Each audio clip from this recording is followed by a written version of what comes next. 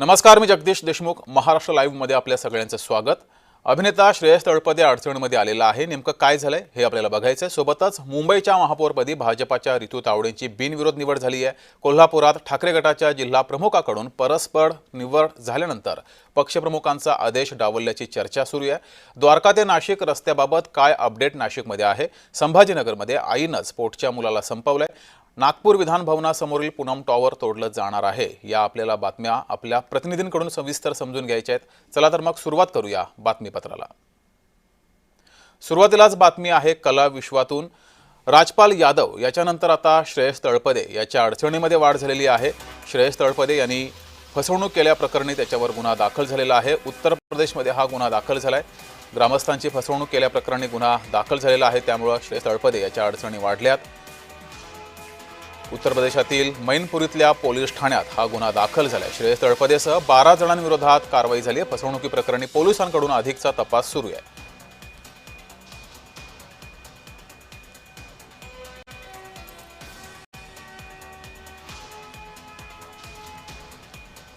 या संदर्भात अधिक माहिती घेऊया. आपले प्रतिनिधी शुभम उमाळे आपल्यासोबत जोडलेले आहेत.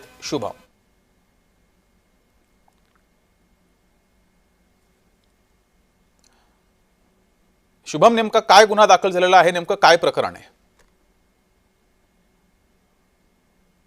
जगदीश, खरं तर श्रेयस तळपदे यांनी आपलं नाव अभिनयाच्या विश्वामध्ये जे आहे अनेकदा प्रसिद्ध केलेलं आहे. मग ती हिंदी मूव्हीज असो किंवा मग मराठी चित्रपट असो, अशा दोन्ही याच्यात त्यांनी आपलं नाव जे आहे चांगल्याचरित्या कोरलेलं आहे. पण सध्या त्याचं नाव एका वेगळ्या प्रकरणात कोरलं गेलेलं आहे. ते म्हणजे असं की पैसे लाटण्याचा आरोप हा त्याच्यावर करण्यात आलेला आहे आणि श्रेयस सोबत त्याच्या इतर 12 साथीदारांवर देखील गुन्हा जो आहे तो नोंदवला गेलेला आहे.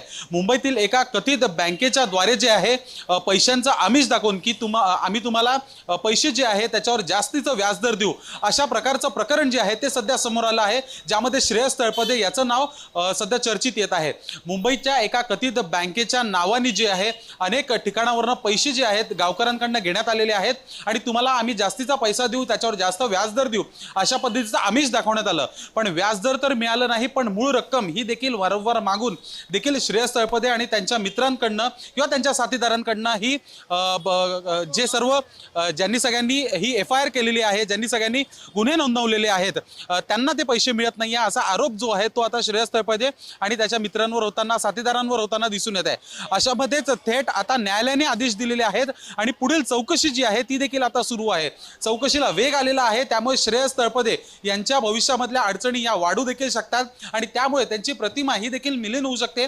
अशामध्येच आता श्रेयस तळपदे याच्यावर काय स्वतःहून काही बोलतात का, प्रसार माध्यमांशी काही बोलतात का, किंवा मग या प्रकरणावर काय त्यांचं उत्तर येतं किंवा त्यांच्या टीमकडनं काय उत्तर येतं हे पाहणं आता महत्त्वाचं असेल. जगदीश, धन्यवाद शुभम दिलेल्या या माहितीबद्दल.